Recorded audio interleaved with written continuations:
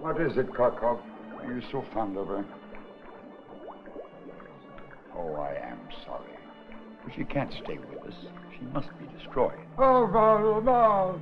There's an unfortunate flaw in her pristine beauty. And you know, I always insist on perfection. Do pray, get it over with.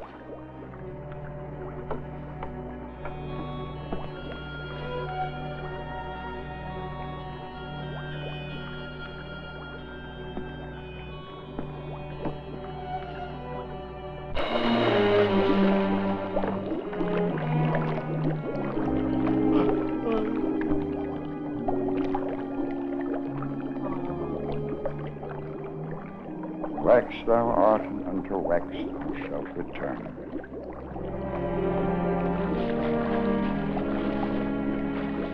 Do pray, my time is valuable.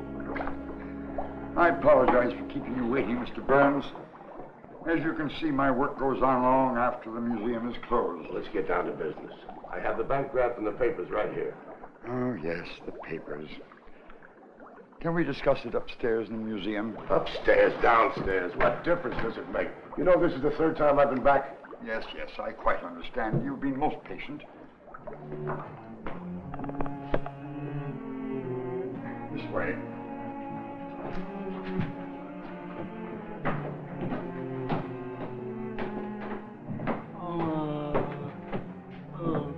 Poor Karkov. He becomes so deeply attached to all the members of our family. He's really a most sensitive creature. Yeah, I can see that. All right, come on, let's go.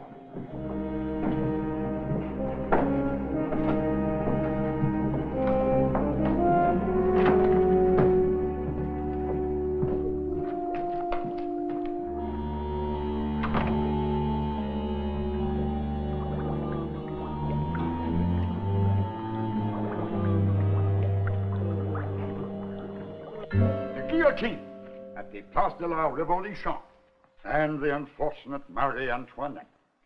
Authentic in every detail. Even the guillotine was imported from France. Her hair turned completely white shortly before the execution, you know. Yeah. Dupre. You gonna make a deal with me or not? Lizzie Borden, a countrywoman of yours, Mr. Burns. Fall River, Massachusetts. Anno Domini 1800... I've had the tour and lecture, thank you. This is where bloody Queen Mary sat. The setting was excellent, but there was an imperfection on the left side of her face that I detected only today. It's a pity she had to be destroyed. Well, she looked good enough to me. I've made an exhaustive life study of these famous and infamous people. I know every intimate detail of their lives and their physical makeups. I feel I'm actually living with them. It could be that you've lived with them for too long. Perhaps. Lately, strange things have occurred. Oh, what kind of strange things?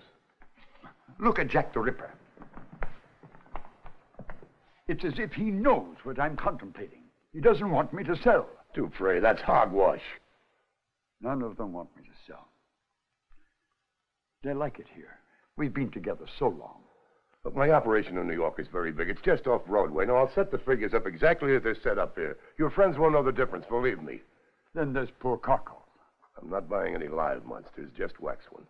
The poor fellow knows nothing but this museum. There are institutions for freaks like that. Now, let's get these papers signed. Mr. Burns, may I ask for one more night to think it over? All right, I'll give you one more night. But it's the last time I'm coming back, I promise you. I assure you the matter will be resolved in the morning. Just a minute. Are you stalling me just to jack up the price? Oh, no, your offer is quite fair. All right. Thank you.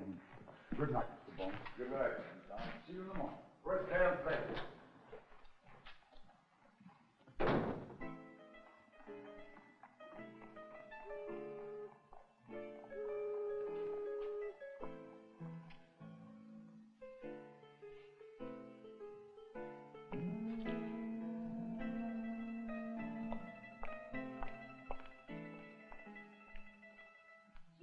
But we're an happy crowd, our art is free and gay. Fathers carving tombstones all day long, while digging graves for corpses in the churchyard across the way. Fills me older brother's heart with song. Sister Susie sewing shrouds, me uncle drives a nurse, and now they've made an helper out of me. Me aunt's a casket draper, ma's a lady undertaker. Gee, but we're an happy family, da-da-da-dum. Gee, but we're an happy family. Good evening, Governor. What's your pleasure? A half and half, and send the boss over, will you? You're looking at the owner himself, Governor, Tim Fowley. Oh. Doesn't that gal know any cheerful songs? I just came from that spooky joint next door. Oh, I don't blame you for wanting a bit of cheer, Governor. That's a den of fiends and loonies, that is. Bad enough in the daytime. I wouldn't fancy it at night. Tell me something. How well do you know Dupre? Oh, better than I ever knew my old man. Dupre's a tenant of mine. I own the building. Cousin Katie's weaving reeds, me boyfriend's hanging crepe. We're all as happy as can be. Was he always crazy, or is he just going up his rocker due to old age? Well, he may be a bit peculiar on and off, but gentle and harmless as a tabby cat. He's a good old boy. Gee, but we're an happy family.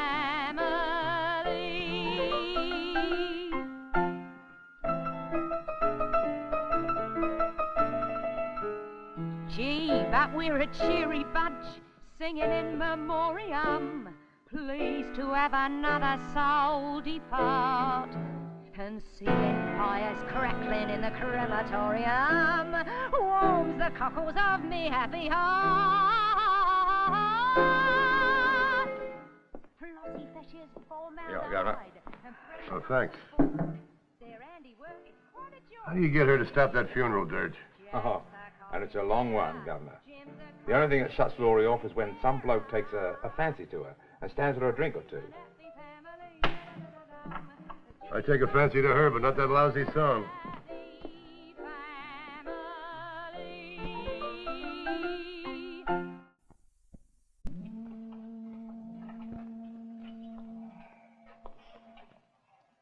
Good night, Laurie. Cheerio, Mr. Fowley.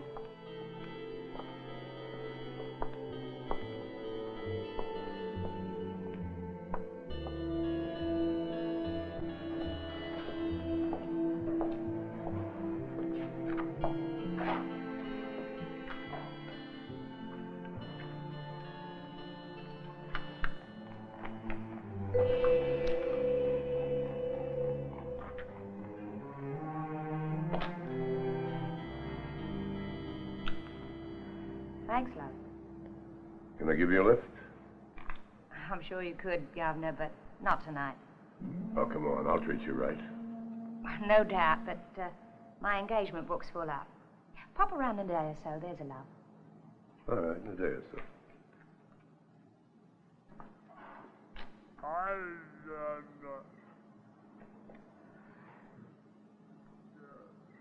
Good night, Carco.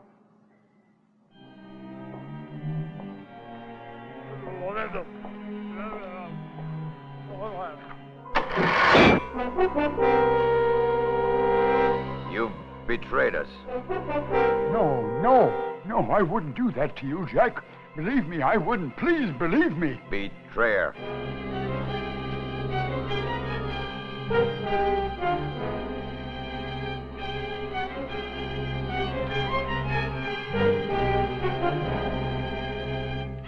J'accuse Monsieur de Prix, traitor.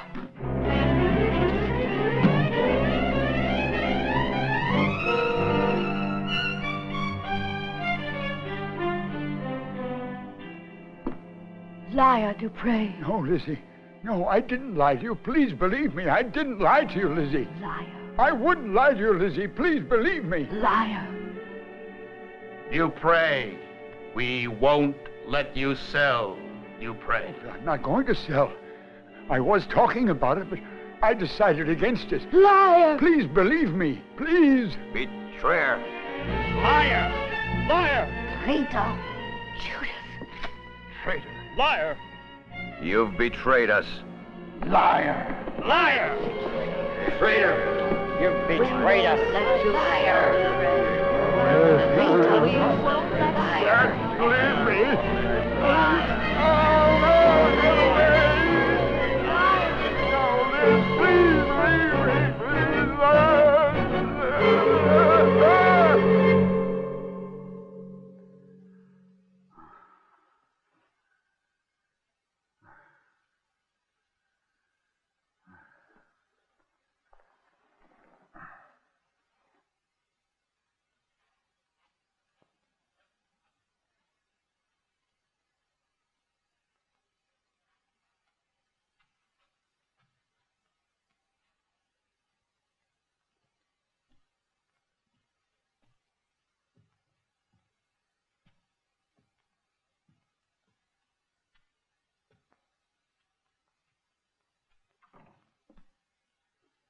Carco, is that you?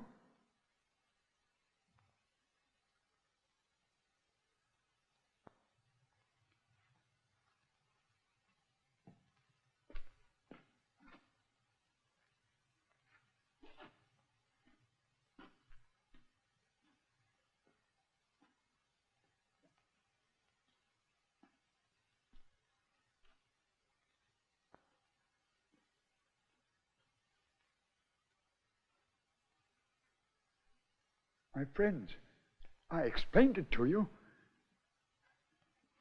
It's all right. Don't worry. Mr. Burns made me a very generous offer. I had to listen to him. Don't you understand? I had to. Liar. Liar.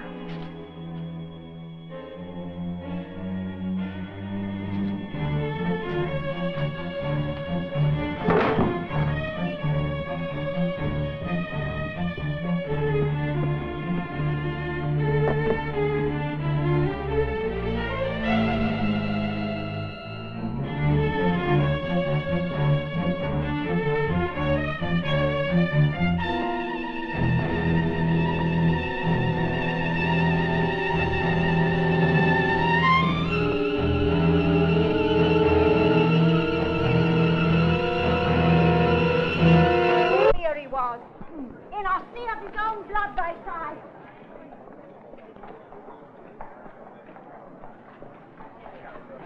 All right, now move back, please. You're blocking the thoroughfare. Come on. Move back. Let the cab come through.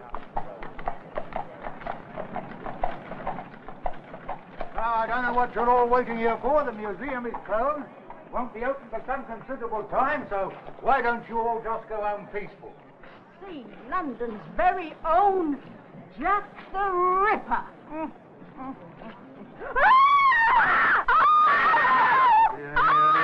What's all this howling about? It's one of them bloody evil monsters from the Chamber of Horrors. Right there he was, walking straight out at us. Oh, you ladies have got a touch of the Jim Jams. There's nothing in that place but dummies. Including the high and mighty police.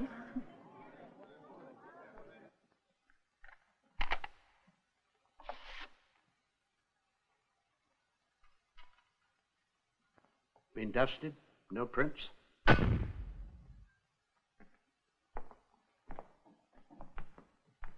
Why, you taking a photograph of a wax figure? Well, he's a suspect, ain't he, Inspector?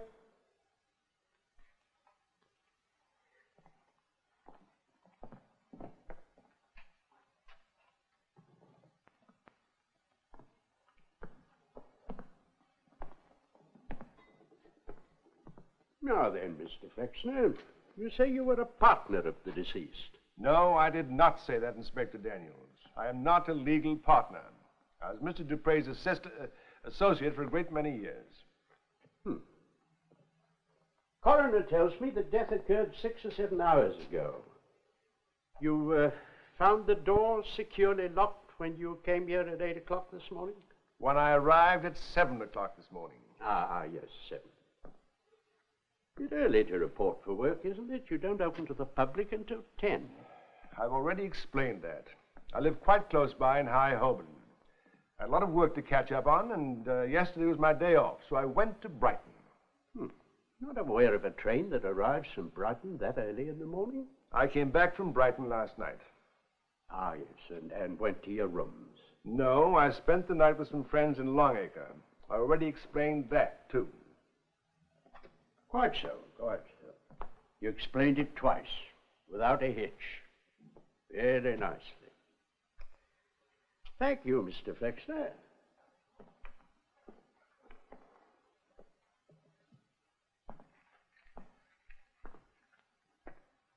I told you everything I did at least twice. I guess I'm the last one to see Dupre alive. No.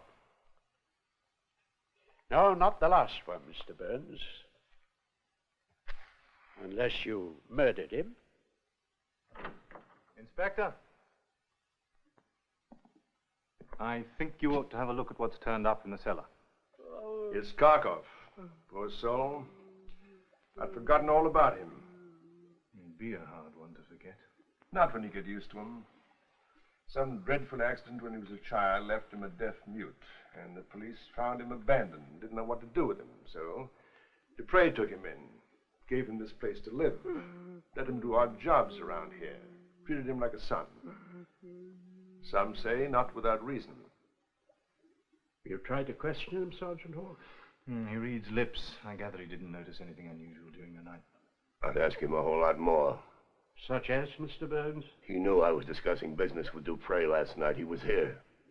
You don't suggest he killed Dupre for that reason? No, but he could figure he's going to be out of a home and a job. Where would a freak like that go? He seems to be genuinely grieved over the death of Dupre. He's been sobbing like a baby. He's a dummy. How do you know Dupre was dead? Who told him? I told him.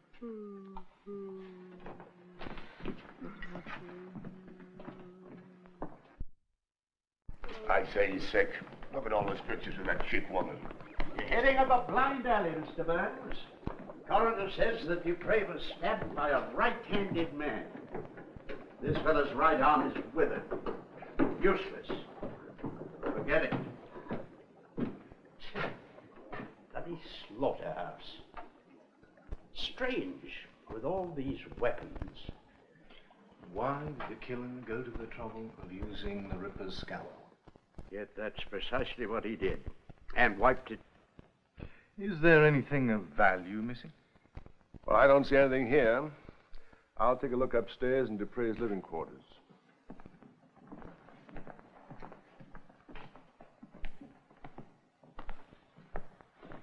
Maybe he did it.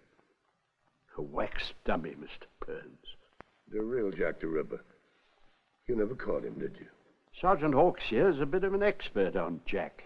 He was assigned to the Ripper case for over a year when he first joined the yard. Not much I didn't learn about Jack, except who he is, where he is, and how to nab him. He committed his last murder over 10 years ago and hasn't been heard from since. Could be that he came out of retirement because he didn't like the way he looked here in wax. I told you, sir. I got my orders. No one goes in here except on police business. And I told you... Oh, Inspector, tell this fool who I am. Excuse me. It's all right, Parker, all right. Mr. Southcott is the dead man's solicitor. I sent for him. Yes, sir. Sorry, sir. Terrible thing. Glad you're in charge, Daniel. Just poking my nose in at the preliminary investigation. Sergeant Hawks here will be in charge of the case and carry through. Oh, ladies, please. This is Inspector Daniels, Sergeant Hawks. This is Margaret Collins, Dupre's niece, and her guardian, Miss Hawthorne. They just arrived at my office from Suffolk when your message came. My sympathy, Miss. Poor uncle. I hadn't seen him in some time. I was so happy when he sent for us. Now... Dupre came to see me last week. He asked for his will, said he wanted to make a change in it. At the same time, he asked me to send for his niece and her guardian. We were to meet at my office this morning. How was the will changed? He never returned it. I assume it's still here. It isn't among his papers. Well, if there's no will, the closest relative inherits. And the only relative is Meg. Please, Julia, we don't need to go into all that now. Now is the best time. I'm this girl's legal guardian until she's of age, and I'm advising you that this place now belongs to her. Madam, I'm grateful for your legal counsel in this delicate matter. Mr. Southcott. Excuse me, sir. As you well know, sir, I was Mr. Dupre's only associate for 20 years. And he promised faithfully that Clarkoff and I would be mentioned in the will and that we would inherit this museum. You were, Mr. Flexner. But Dupre said he was changing that will. But you know very well he intended me to have it. You were paid for your services, were you not? A fraction of my worth. I staged and designed all these tableaus. And I fashioned every one of the good figures in here. It's no good arguing, Mr. Flexner. Until the will is found, Miss Collins must be regarded by the law as the legal heir. Come, Meg. Let's look over this ghastly business which you've come into. Is there any evidence of robbery, Mr. Flexner? No, nothing seems to be missing. The cash box with yesterday's receipts hasn't been touched. No secret compartments, vaults? None that I know of.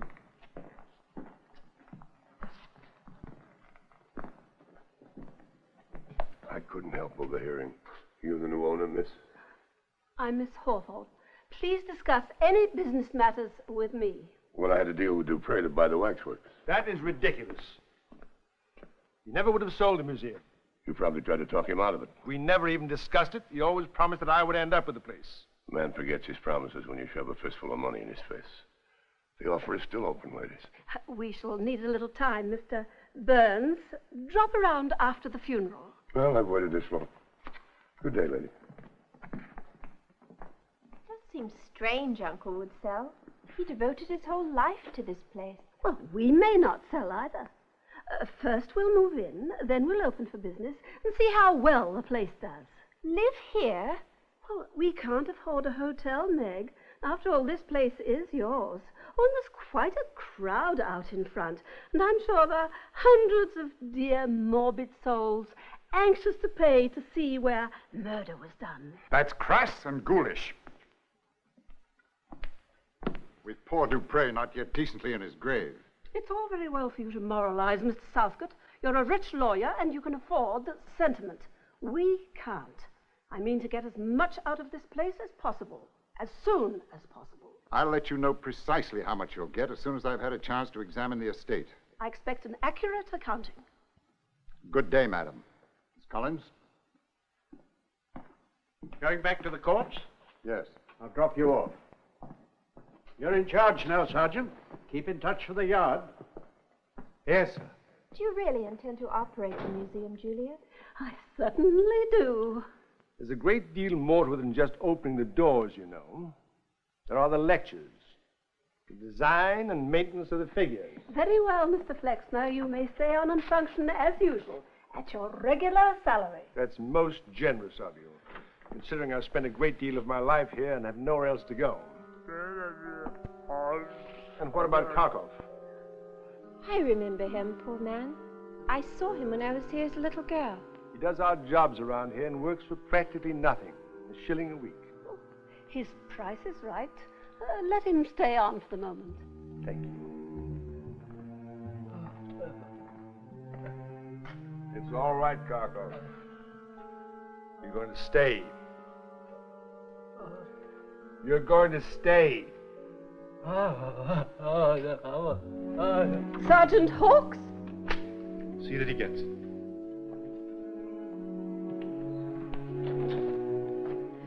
When will you remove your bobby from the door so that we can open for business? Shortly, Miss Hawthorne. Perhaps you'd care to go upstairs and have a look at your rooms while I step next door to the music hall for a moment?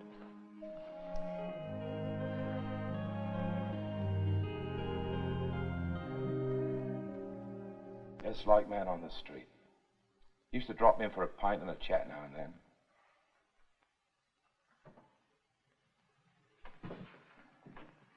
A bit lonely, I should think. I mean, all he had was them dummies and Kharkov. And what about Kharkov? Oh, Dupre treated him like his own. Did all sorts of kindly things for the poor dumb creature. Such as having him meet Laurie. Laurie? And Laurie Mel. She sings here. Dupre brought Kharkov in here. Lord love us, no, sir. He took Laurie down to the beast hole in the cellar one day. Asked if she'd meet the ugly brute, smile pretty and shake his hand. And, you know, talk to him sweet-like without turning green about the gills. And she did. Poor master broke out sobbing when she left. Only woman who ever treated him like a human. The walls of his cell are covered with pictures of Miss Mel. He worships her. Did you see anyone lurking about in the street outside when you closed up last night? No. He shook folks, sir. Oh, Laurie might have. It's not likely, though. A girl with her looks don't walk far before she's got company, if you know what I mean. Perfectly. She's a streetwalker. Oh, that's a harsh word, sir. Laurie's just a friendly, good-hearted girl. Well, the two are not incompatible, are they? Thank you, Mr. Foley. You've been most helpful. Good day.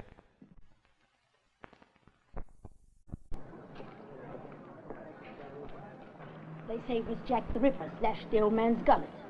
And they still standing in there with this bloody knife ready to slash again. Me mind the back, please.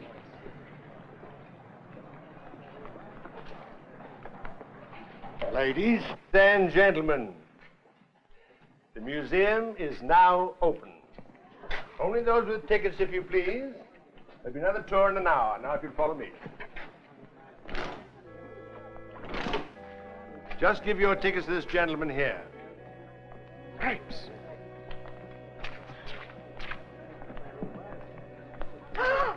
It's him!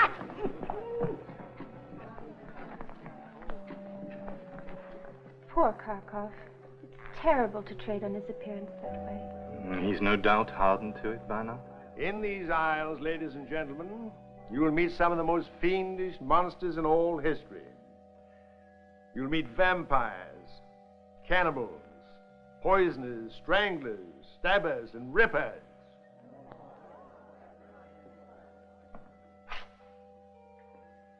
This is Willie Grossman, a meek and timid man. He was a sausage vendor in the railway station at Berlin. Now, when plump and pretty young country girls used to come to the railway station, he would entice them up to his rooms with the promise of work. And there he would murder them. Then he would dissect them, pickle the flesh, and grind it up into sausages and sell them at the railway station. Ah, I've had me last sausage.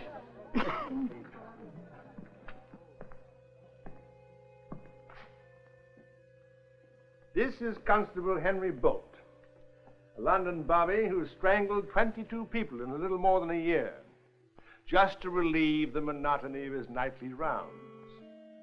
This way, please.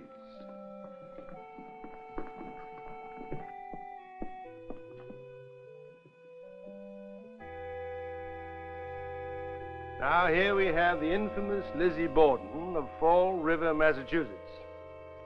Her intense dislike for her parents was celebrated by a famous ballad, which I'm sure you must have heard sung to the tune of Tarara Boomdier.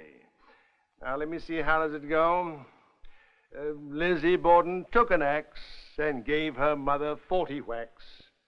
And then, to even up the score, she gave her father 40 more. It is amusing, isn't it? This way, please. Horrible people. They really existed? And Mr. Flexner seems to enjoy the workings of such sick and twisted minds.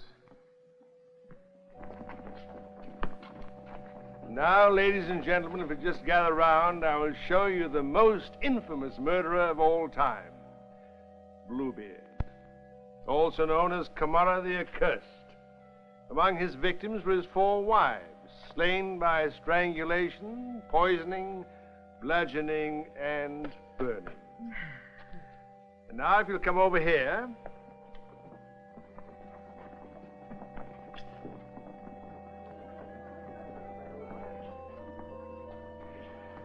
Well,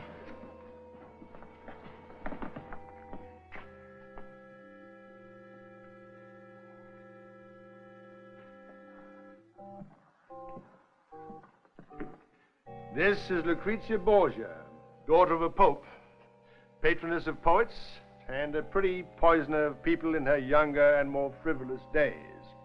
However, in later life, she became a model of every virtue. Show us the bloody Ripper. We want the Ripper. Very well.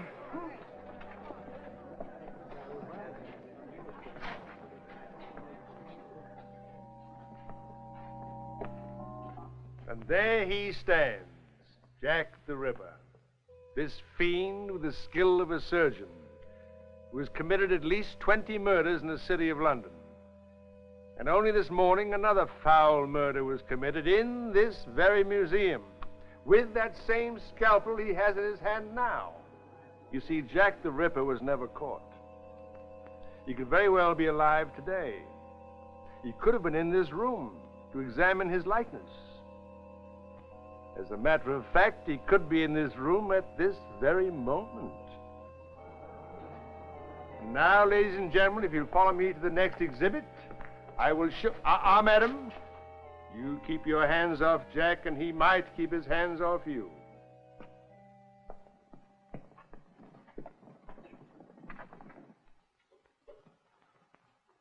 Those people actually seem to think Jack the Ripper killed my uncle. No, that's just Flexner feeding their morbid imaginations. But if the Ripper was never caught, he could still be alive. No, that's extremely unlikely. Believe me, I know about Jack. You're trying to make me feel better. But still, somebody did it.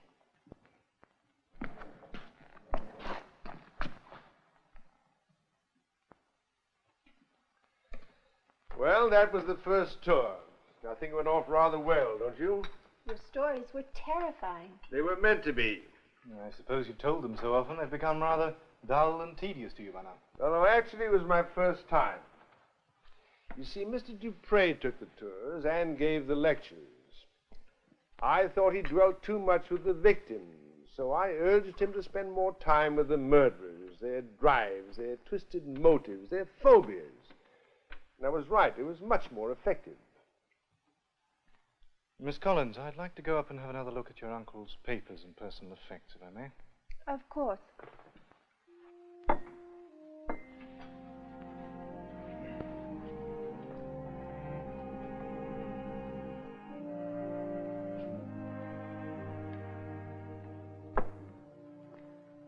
Thank you, Miss Collins. Very good. We made more with Dupre dead than the old money grubber did when he was alive. What an awful thing to say, Julia. Oh, everybody's misfortune is somebody's gain. It's just as well you didn't arrive in London until this morning, Miss Hawthorne. Oh, but we arrived last night. It was very late. We wanted to be fresh for Mr. Southcote in the morning. We took rooms in a small hotel on Bow Street. Bow Street? Just 2 blocks from here. Sergeant Hawkes, surely we're not suspects. No. That was just a policeman's reflex. Come in.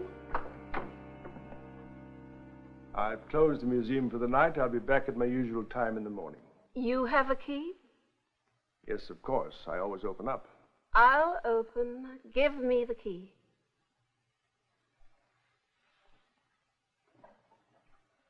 Hey, Mr. Flexner, that creature, Karkov. He never leaves the museum. I've already given him his supper. Supper? Oh, yes. I hadn't thought of feeding him. I suppose he is quite a nuisance, but he makes an effective addition at the entrance. He might make more effective addition outside, frightening people in. Julia, don't say that, even in jest. I'll be glad to take Karkov's meals down. Oh, you needn't bother, Miss Collins. I'll look after him now, as I promised Mr. Dupre I would. Good night.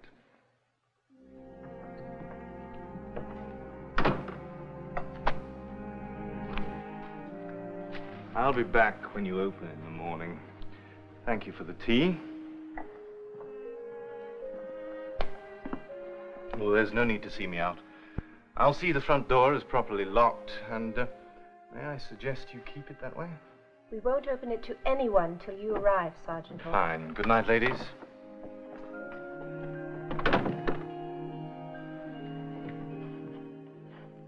He seems quite clever. I'm glad he's on the case. I'm sure you are. I mean, I'm sure he'll catch the murderer. He's more apt to catch that hopeful look in your eye.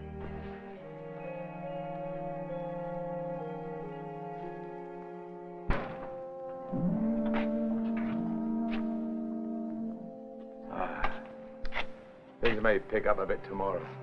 That loony bin and its bloody murder snagged all the business today. Oh, well. That Laurie. Yeah.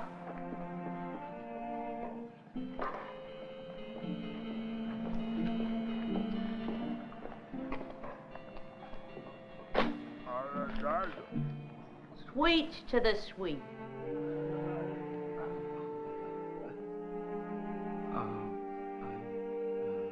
Good night, love.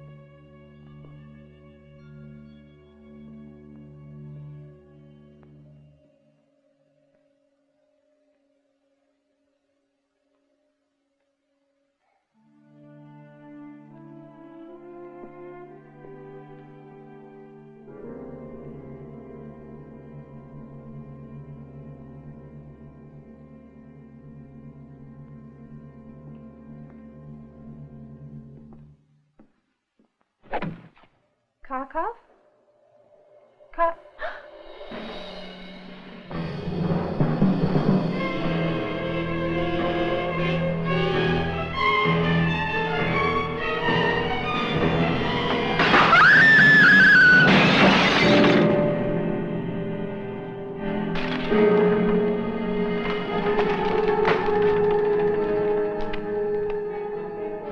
Miss Collins!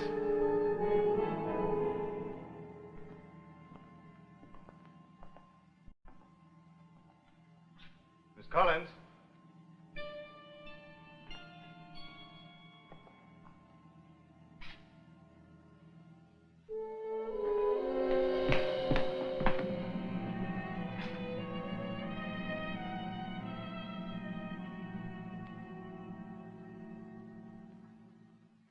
Miss Collins? Meg? Meg! Down here, Miss Hawthorne.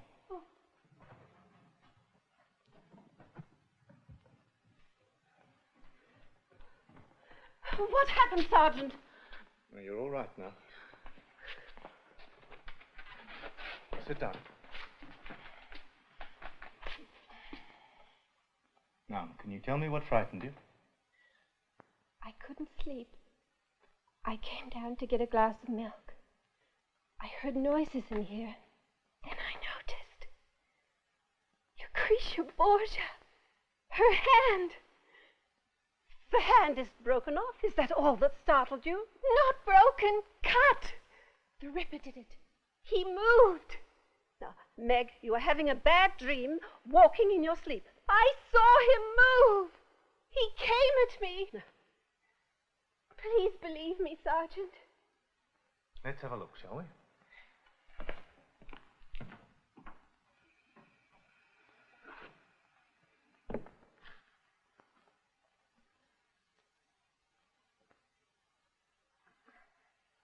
Just wax.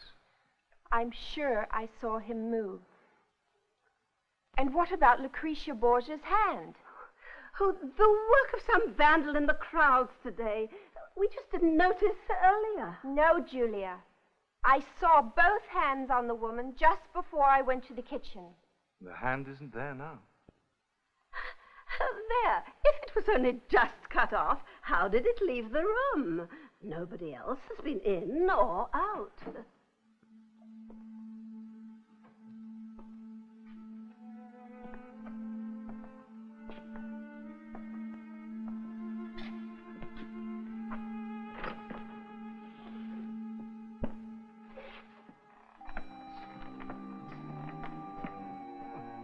Have you been there long? Did you see anyone after the museum closed tonight? Did you see anyone after the museum closed tonight?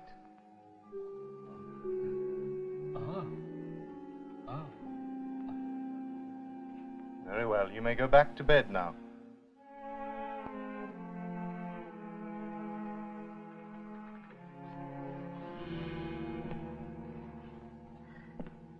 Now, him. It might be him she saw. In fact, he might be the one behind all this nasty business here lately. He's a beast and a cretin. Miss Hawthorne, now that Dupre is gone, Miss Collins is the man's only hope. Even a beast doesn't bite the hand that feeds it. Well then, Sergeant Hawkes, and what were you doing prowling about outside in the dead of night? Waiting for the murderer to return to the scene of his crime. It happens, you know. Maybe he never left. Julia, sell this place.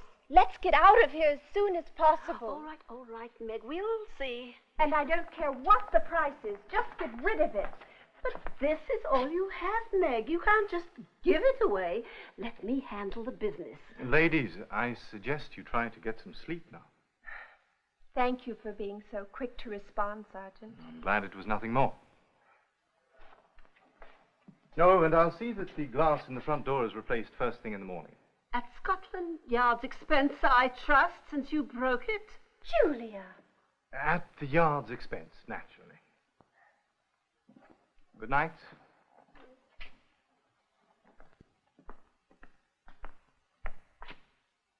Good night, Jack. Days on this earth are as a shadow, swifter than the wheel's shuttle, flickering faintly as a candle, and as quickly snuffed out. So let every man set his house in order, for here the wicked cease from troubling, and here the weary be at rest. Our dear departed brother was one who feared God and eschewed evil. He comes to his grave in a full ripe age, as a shock of corn cometh in its season. He shall return no more to his house, neither shall his place know him any longer. The Lord gave, the Lord taketh away. Blessed be the name of the Lord. Amen.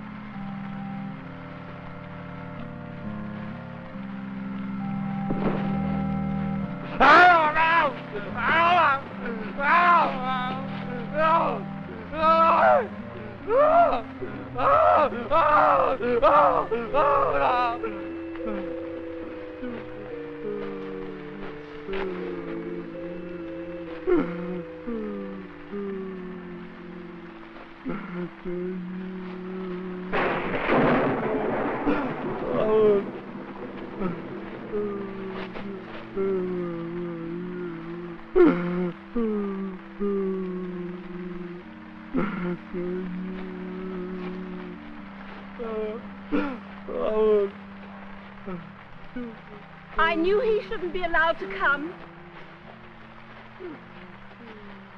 Miss Hawthorne, I can't wait around any longer. I have a business to run in New York. Are you going to sell me those wax figures or aren't you? At the right price. That's impossible. Dupre's property hasn't been legally transferred to his niece yet. I'm sure some other good lawyer will see that the whole thing is done in escrow. Mr. Burns, come around to the museum this evening after closing. I'll be there. Please. You asked him to call after closing? Why, certainly. We're going to get back and open the museum as fast as we can get there. There'll be customers waiting.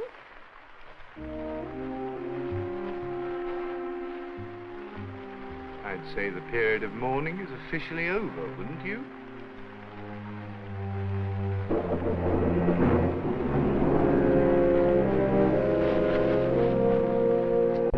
Double, double, toil and trouble, fire burn and cauldron bubble. It's like the big pot of witches brewing Macbeth. We keep the wax boiling night and day. Sometimes we have to melt parts of figures, sometimes entire figures, because in time they do deteriorate and they lose their shape and texture, and the likenesses spoil. Now over here... It's all like a scene, Doc, in a theatrical warehouse. Exactly. And we even pre-fashion parts of figures, so that when a new fiend or monster bursts upon the world, we can have him on exhibition almost immediately. Miss Collins. It's Uncle. I'm sorry, Miss Collins. I didn't think you'd be down here. I should have covered it up sooner. But why? Uncle wasn't a fiend or monster. No, but he was a victim. As I said before, we like to be prepared, so that when his murderer is finally caught, half the tableau will already be completed. You'd put Dupre on display in his own museum. And you don't find that a trifle mercenary? Gauche? No, I think he would have ordered it. You see, the success of this museum is based upon sensationalism and not sentiment. Is there a direct entrance to the cellar from the outside? Yes, but it's always locked. It's never used.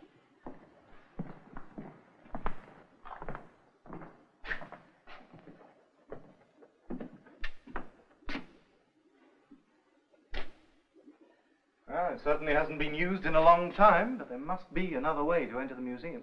Why? All the doors were locked the night your uncle was killed. And last night, all my men were watching all the entrances, front and rear. Yet someone...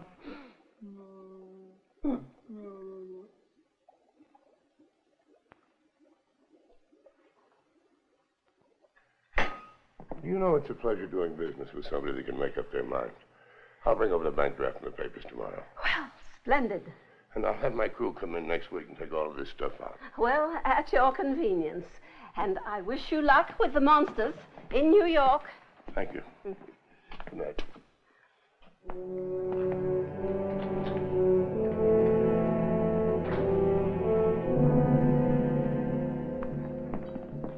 You don't mean you've actually sold the wax figures? I have, although it's hardly any concern of yours, Mr. Flexner. It is my concern. I shall be without a position. You might speak to Mr. Burns. Perhaps he'll take you to New York. You know more about the museum than anybody. No. Why should I have to leave London? Besides, I have Kharkov to take care of. And Burns cannot stand the sight of him. Put him in an institution. No, I gave my word I would always look after him. You and Kharkov must just work out your own domestic difficulties. Mr. Flexner, perhaps if... That was brutal, Julia. The man is sensitive, an artist. He's a leech. A bloodsucker who attached himself to Dupré for years and probably stole him blind. What do you want? Don't be unkind. He can't tell you. You're not allowed up here at night. Go back to your place in the cellar and stay there.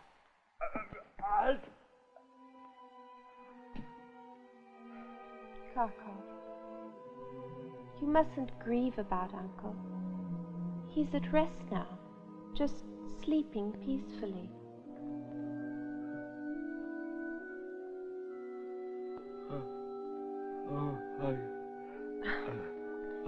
Your flower's fading because it has no water, and you have nothing to keep it in.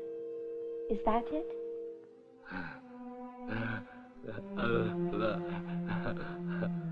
Come along then. We'll take care of it.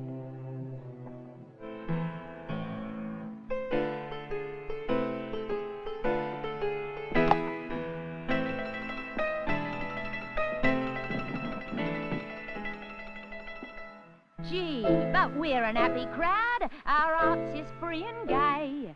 Fathers carving tombstones all day long, while digging graves for corpses in the churchyard across the way fills me older brother's heart with song. Good evening, Governor. Oh, good evening. How are you? Happy to see you becoming a bit of a steady these days. Hey, is that the only song she knows, that one about death and dying? Oh, it's death and dying that's doing the best business on this street at the moment, Governor. I suppose you're right. It was raining so hard I couldn't find a cab, so I might as well celebrate. Give me a half and half, will you? Half and half it is. Gee, but we're an happy family.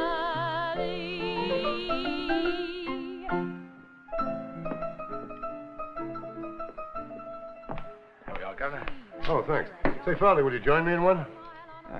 Happy to oblige. Ask the gal, too, will you? You said that's the only way you can shut her up. While clipping graves and tending tombs and cleaning out the crypts, here's what me nephew loves to laugh about. Cousin Kate is weaving wreaths, me boyfriend's hanging crepe.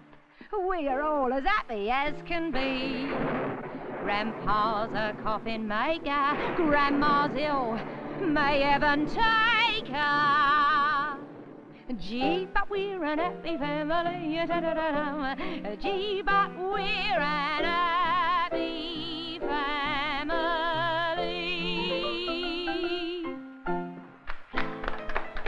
Hello, love. Well, you said to drop around in a day or so. So?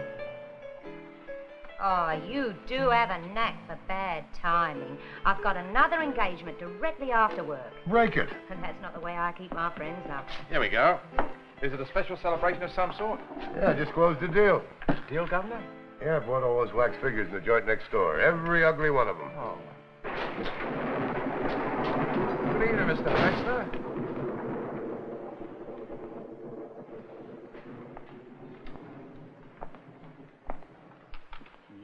Filthy rich Americans. You're all alike.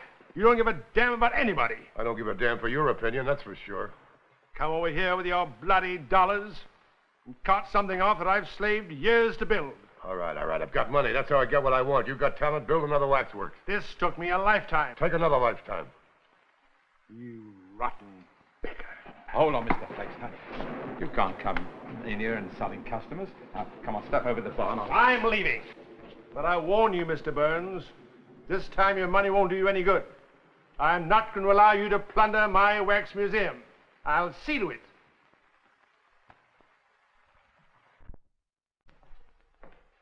Oh, he's got the courage of a titmouse. To hell with him. Come on, drink up. Sit down, drink up.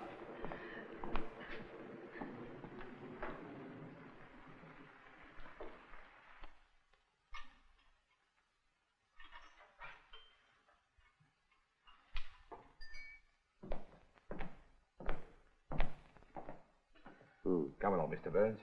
Time to close out. What? The rain stopped. You can get a cab now. Okay. Oh, I got to settle up. Oh, you're more than square, Governor. And no charge for the sleeping. All right. All right? Yeah, fine. Take it easy, huh? I will. Oh, boy.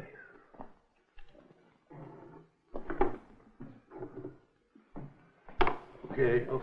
Now, your best chance to hail a cab is 3 blocks north at Oban Station. North at Oban Station. That's right. Thank you. Good night. Good night, Governor. And hurry back. I will.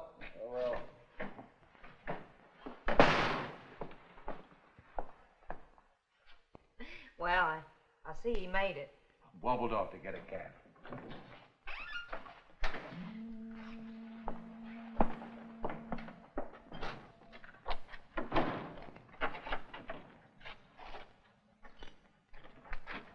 Evening, Laurie. Cheerio.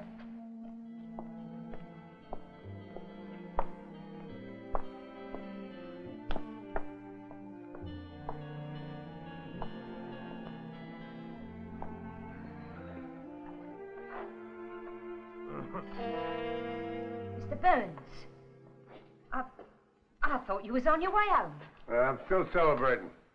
Besides, we got a date tonight. Not tonight, love, I told you.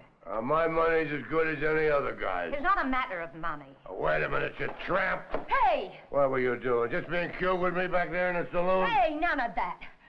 Or I'll have my friend there take a nip at your bottle.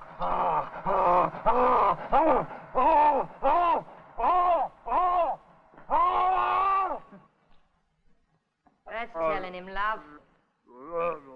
Good night.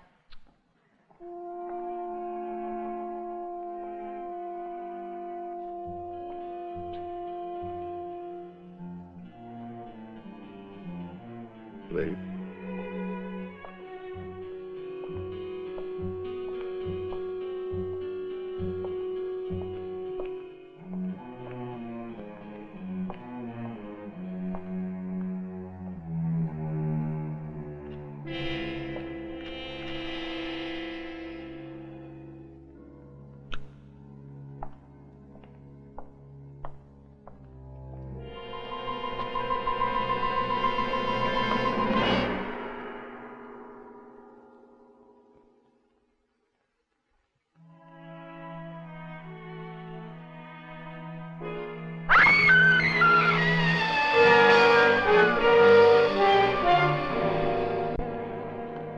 Second murder, wax museum, read all about. Get your paper here, read the gory details. Paper, Governor, right here. Shocking, horrible. Thank you very much. Paper, get your paper right here. Second murder, Tad, wax museum. clean through the middle he was. Ripped his old belly out. Jack the Ripper again. Paper, Governor, right here. Shocking, You get us all before the creeping coppers nab him. The Ripper only killed ladies of the street, ducks, not sweepers of the street. But, Sergeant, don't you... No, I don't care about that now. Just do as I told you. Good morning. Where is Mr. Flexner? He hasn't come to work yet, and he's terribly late. Thank you. Oh, Sergeant Hawkes, when will you allow us to open the museum for business? Just as soon as we've finished looking around and asking questions, if ever. Miss Collins, are you all right? Yes, thank you. Good.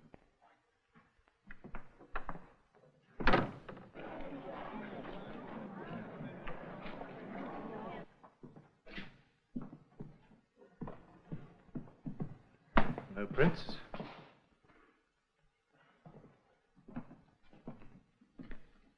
We'll have no need of those, Jones. You may go.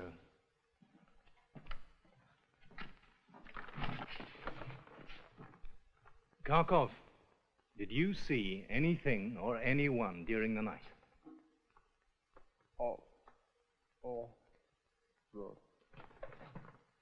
Your flower was found on the dead man. You know that. Kharkov, it makes you look very guilty. Listen to me. Well, you must have seen someone take the flower from your room. No. Yeah. Thank you for coming in, Mr. Fowley.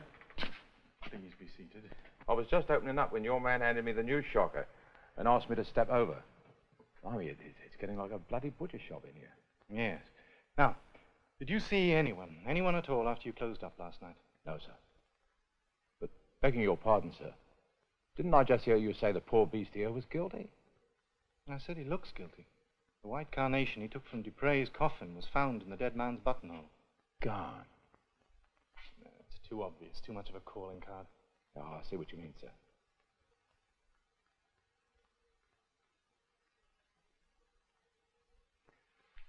Kharkov, are you certain you didn't see Mr. Flexner during the night? Oh.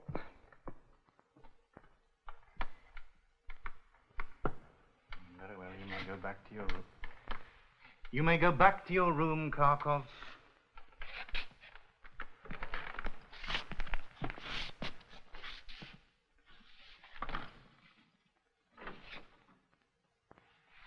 Speaking of Mr. Flexner, I saw him last night. On your way home? No, he came storming into the music hall during the evening.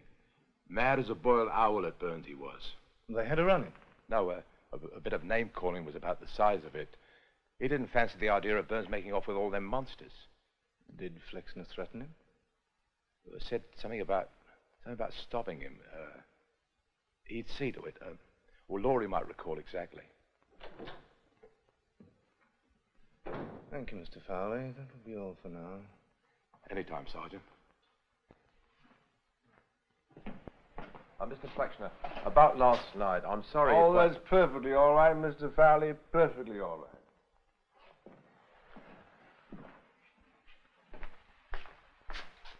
Oh, do you mind?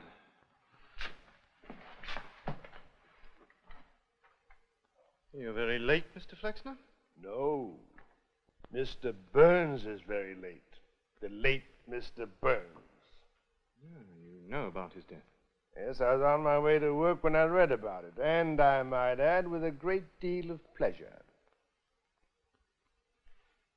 Would you mind telling me where you went after you left the music hall last night? Wouldn't mind at all if I could remember. Try. Well, I went back to my rooms and drank every drop in the place. And that was all? Oh, no, that was just the start. Then I went over to Soho and practically drank them out of business. Then I drifted down to Limehouse and tried to drink them out of business, and suddenly the lights went out. And you didn't waken until this morning? In a Limehouse alley. I was about to start all over again when I read about it. Would anyone in Limehouse remember you? Possibly, if I could remember them. And you can't name one pub you visited? No. I do remember Chinese, I think. They're very nearly all Chinese in Limehouse. Yes, well, you see, this was a woman, and very striking. Ah, that narrows it down.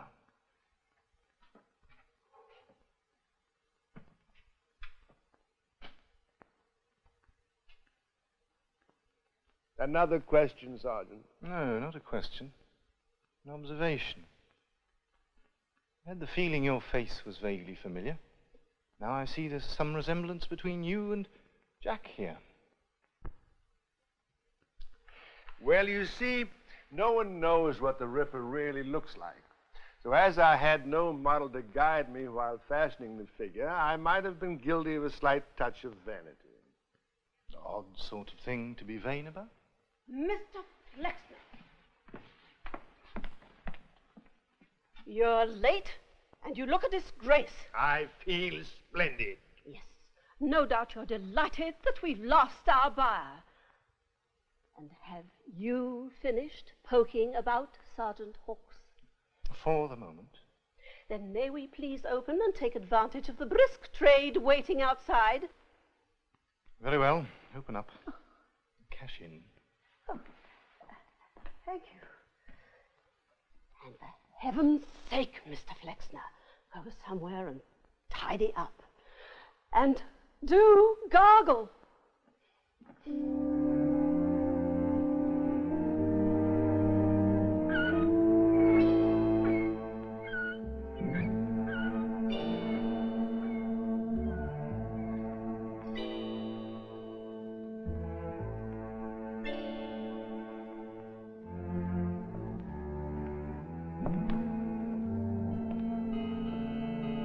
Right on time, love.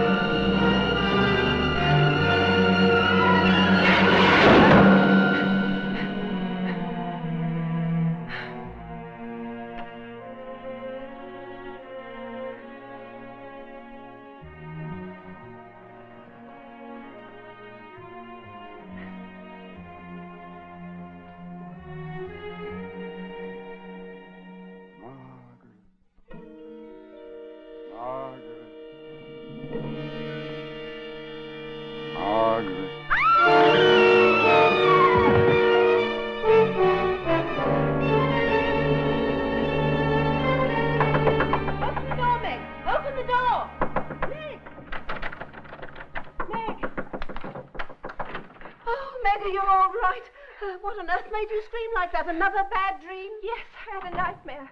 But then I woke up and Uncle was standing there, calling my name just like the wax figures in the dream. But he was real. He was alive. Standing where? There, near the door. He just stood there, calling my name. It was part of your bad dream, too. I was awake, Julia. I saw him.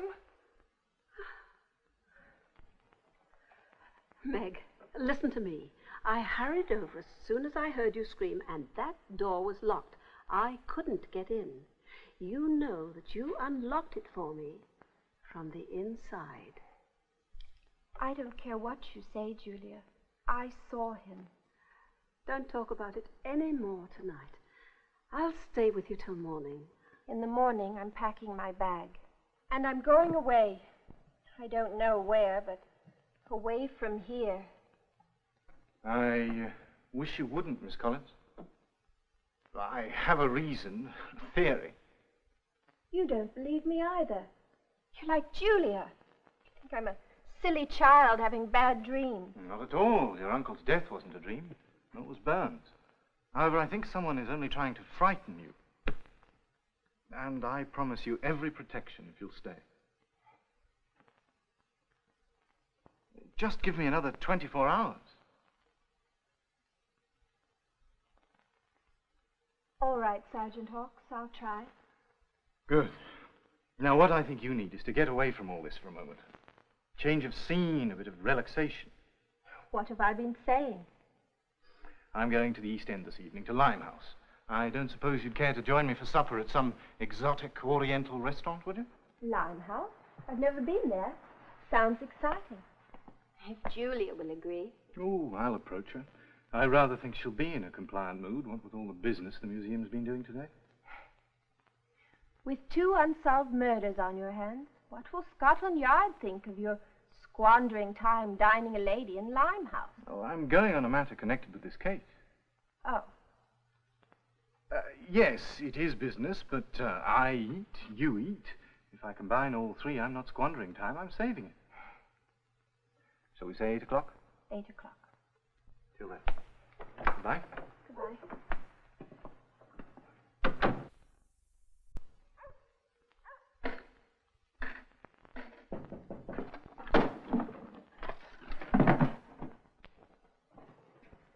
Who is it? Tim Fowley, Mum. Good evening, Miss Hawthorne. Come in, Mr. Fowley. First of the month, and you're Johnny at the Rat Hole to collect your rent. Oh, no rush, Mum. Mainly I popped by to ask if you'd be staying on. Isn't there a lease? All me and Dupre ever had was a handshake. You're welcome to stay on with the same thing if you like. At a fair boost in rent, no doubt. Lord love you, no, Mum. Not a shilling. My own business is none too good. I'm happy to have this place rented. Oh, well, you're a gentleman not to take advantage, Mr. Fowley. No, ma'am, I'm just a beer salesman. But I'll be happy to have you from to the music hall any time you like, for a pint, on the house. Well, thank you. I might just do that tonight. My ward is going out for the evening. Good night, ma'am. Good night.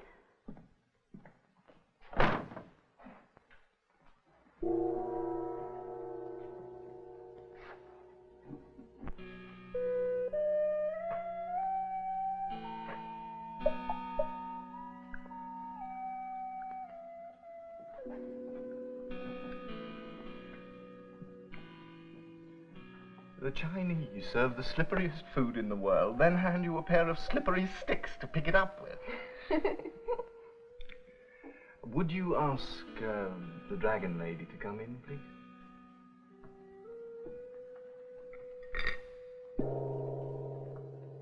Dragon Lady? Yes, Yang Chu, the owner. She'll tell your fortune if you like. Oh, yes, I like Sergeant. Michael, please. Michael. And I'm Meg to those who take me to supper. You haven't found what you came looking for, have you? Oh, I've seen you questioning the owners and waiters in each place we visited, behind my back. He never was a very clever detective. I'm sorry you've had bad luck. I've not had bad luck. The longer it takes, the longer our evening. Oh, good evening, Madam Yang. Good evening. May I present Miss Collins? A great honor, Miss Collins. Miss Collins would be pleased if you told her fortune. An even greater honor. Thank you.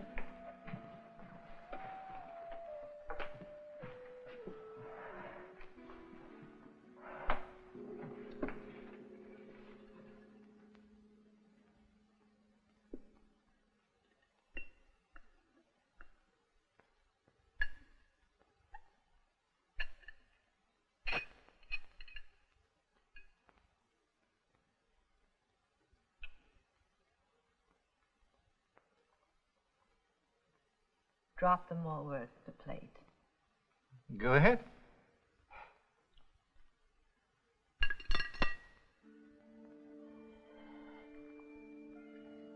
The red stick points directly to the leaves, which are your physical well-being. I regret to say you are in grave danger, Miss Collins. She always gives the bad first, makes the good look so much better. There is serious trouble in your life.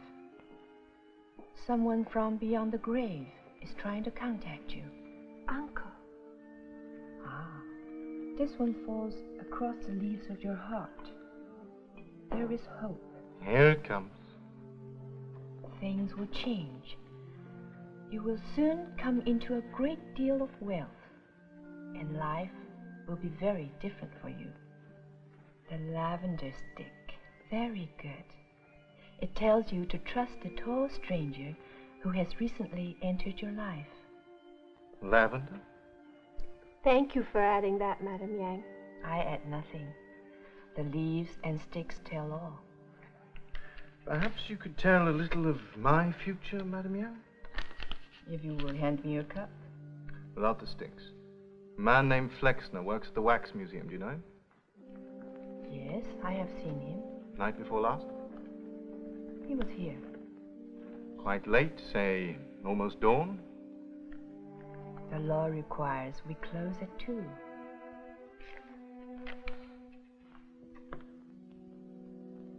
I know the law, and I know you, Madame Yang. Was it almost dawn? The law requires we close at 2.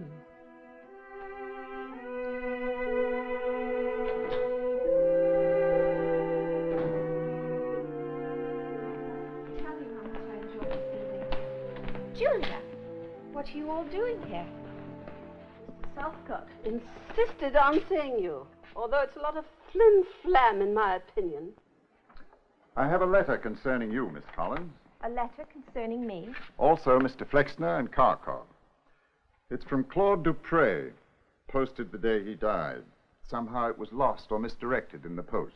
I only received it late today. Is it a will? That question the courts must decide. It bears Dupre's signature and a date. That makes it a valid testament. Meg. Mr. Southcott. As you know, I've been approached by Mr. Burns to sell out. He keeps raising the price, and it's now very tempting. But what will happen to Flexner and Kharkov? I always intended they should inherit the museum. So if I should decide to sell, I wish a sizable share of the proceeds to go to them. For my niece, I will bequeath certain other very valuable assets which she may easily convert to cash. But I want you to make sure that Julia Hawthorne, whom you know I dislike and distrust, can't touch the estate which is much larger than anyone suspects. I will make my decision and come to see you about the new will the first of the month. Make sure my niece is present. Signed, Claude Dupre. Today is the 1st of the month. He contacted me even though he's in his grave, just as the Dragon Lady predicted. Nonsense, Meg.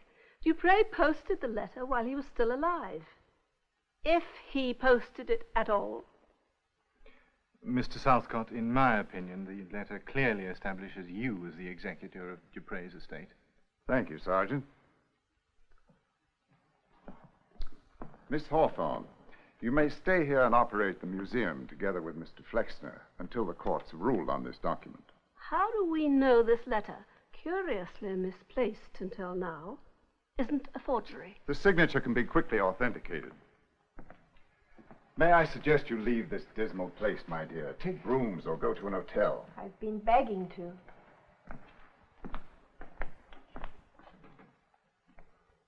I shall expect an accurate accounting, madam.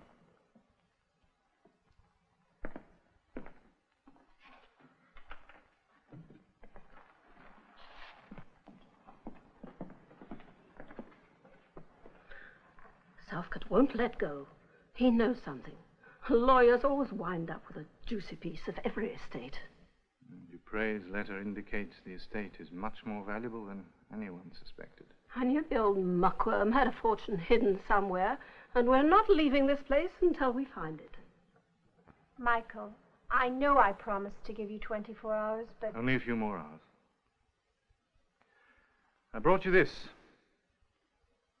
We are not permitted to carry them. Don't hesitate to use it. I'll be stationed in a cab directly across the street all night. Now, if either of you is disturbed by anything out of the way, signal with a window shade. I have a key and I'll be here immediately.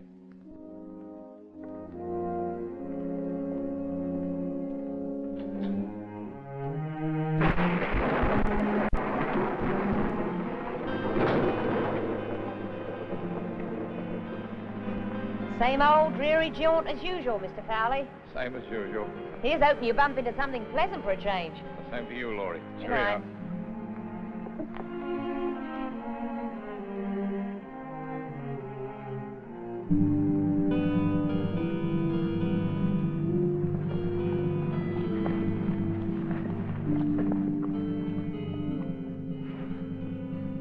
Evening, love. Lonely like? Sergeant Hawkes, Scotland Yard. Can I help you, Miss Mel? Oh, my mistake, Sergeant. Good night, sir. Good night. Good night, Miss Mel.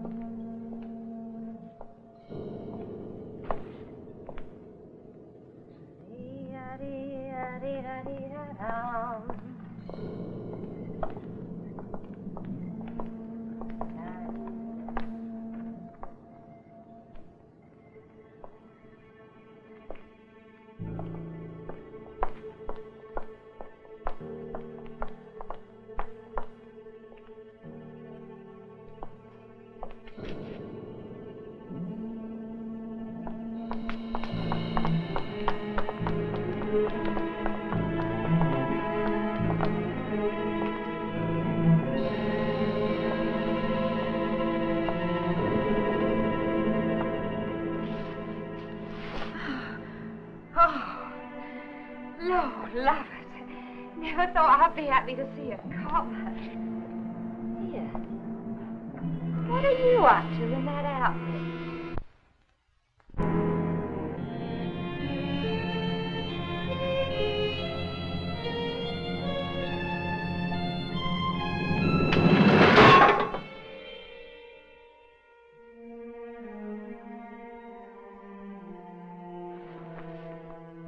I didn't hear anything. It's just another one of your bad dreams. I signaled Sergeant Hawkes. He'll be right here. Oh, I expect he's sound asleep, too, out there in that carriage. Really, Meg, I think you're becoming an incurable insomniac. There. That's what made the sound. The guillotine has been sprung.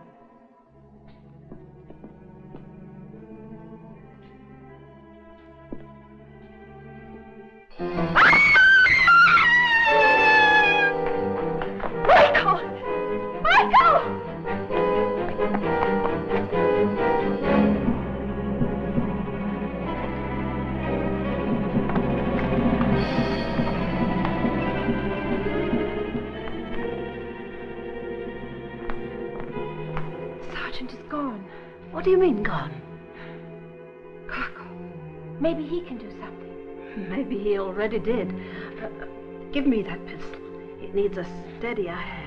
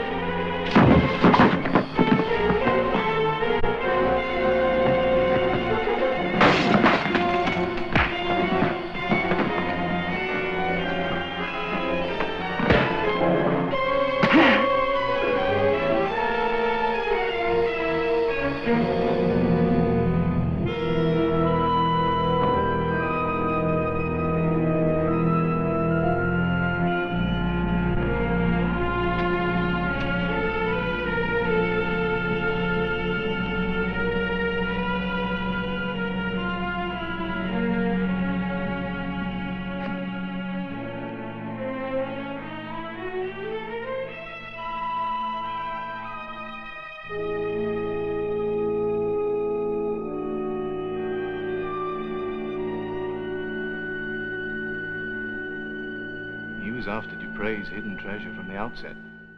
Then when he thought that Dupre was going to sell up and move everything out, he killed him. Then when Meg and Miss Hawthorne came along and still intended to sell, he killed Burns in order that the figures wouldn't be taken to New York. That poor unfortunate girl from the music hall must have seen him coming back here that night after closing and recognized him. So he had to kill her, too. Yes, the man was a master of disguise. We found out that he'd once been an actor. So when he posed as Uncle in my bedroom that night, he was just trying to frighten me into leaving. Then he'd have a free hand with his search. And of course, he had keys to every room in the place. But he couldn't risk being seen coming in the front door. So night after night, he'd lock up and come back in through the secret panel. And poor deaf Kharkov never heard a thing. Not until the night he saw the girl's body being brought in. He'd come in wearing one of the Ripper's costumes and go searching for the hidden treasure Dupre told him about. Well, when he was in danger of being discovered, he'd wheel the figure behind the curtain and take its place. Well, so far so good, Sergeant. Now we can start scratching about to find the old Lickpenny's hidden wealth. That won't be necessary.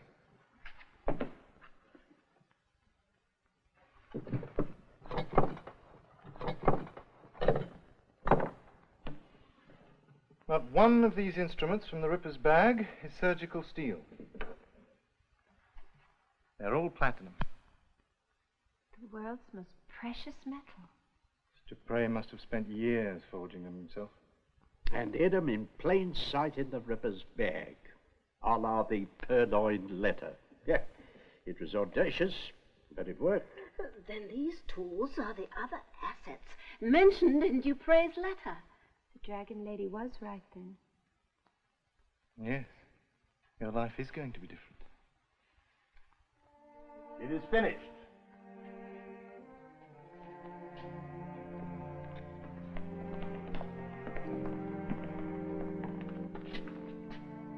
And in all modesty, I think both likenesses are